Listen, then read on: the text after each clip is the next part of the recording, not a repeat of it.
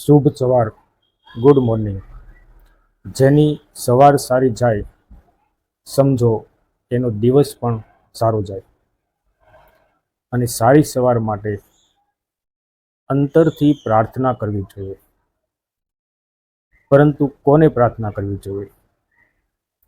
તો કે સમગ્ર પ્રકૃતિના અમુક એવા ઘડતર કુદરતે ઘડેલા કે જેમાં કુદરત સમાયેલી છે તેની પ્રાર્થના કરવી જોઈએ.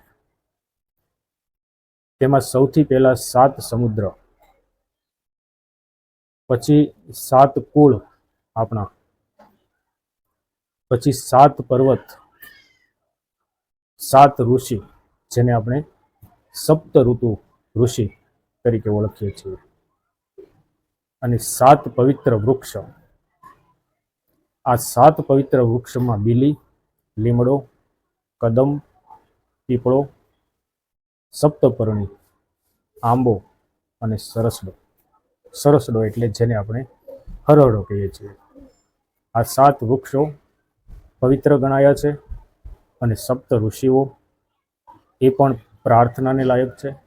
7 પર્વતમાળા, 7 કુળ અને 7 સમુદ્ર. આટલી વસ્તુની સવારમાં જાગીને પ્રાર્થના કરવી જોઈએ.